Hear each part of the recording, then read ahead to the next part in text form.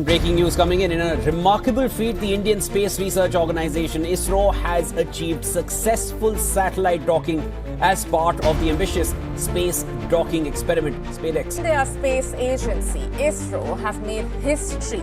This morning, ISRO aced its maiden space docking mission.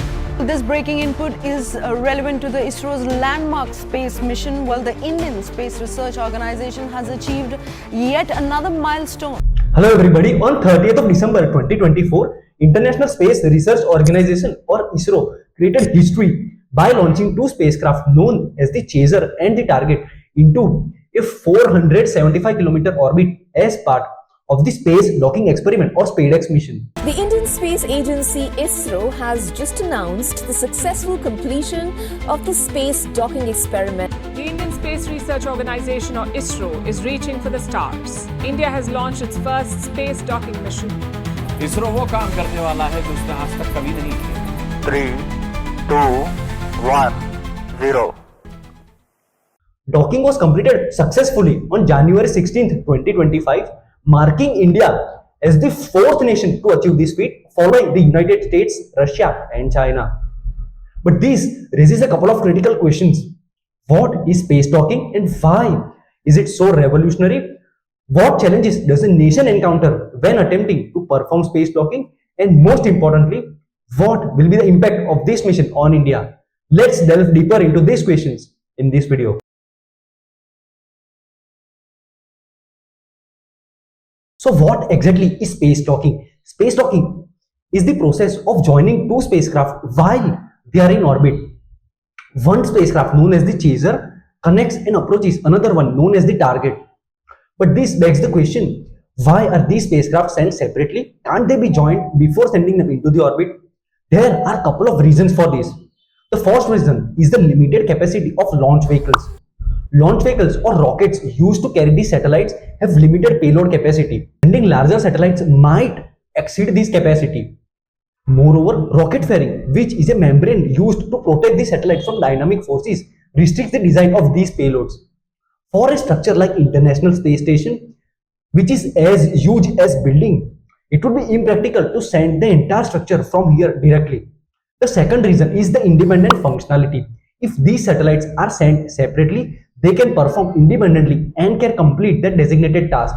For instance, in the SpadeX mission, while the Chaser is equipped with cameras, the Target is used to monitor vegetation sources and radiation.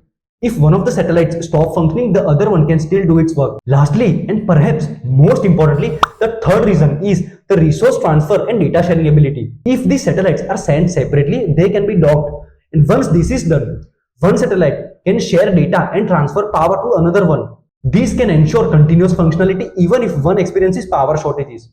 This is what makes space docking revolutionary.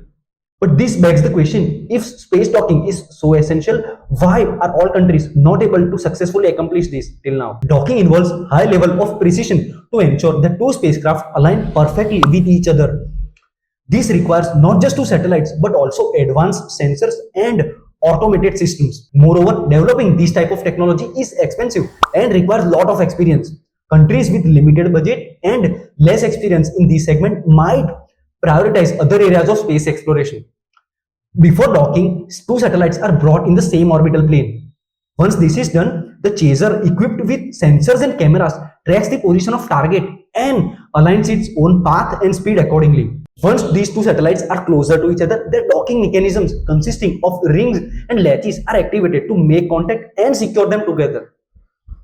Once docking is done, they can share data and transfer resources. In the SpadeX mission, both the satellites flew at around 28,800 km per hour or 10 times the speed of a bullet. Initially, the two satellites were spaced 20 kilometers apart from each other, but when the process began, they slowly and gradually came together. This system is known as Bharatiya Docking System. If India in future wants to accomplish missions like Chandrayaan 4 or wants to build its own space station, the Bharatiya Antariksh Station, this technology must be mastered.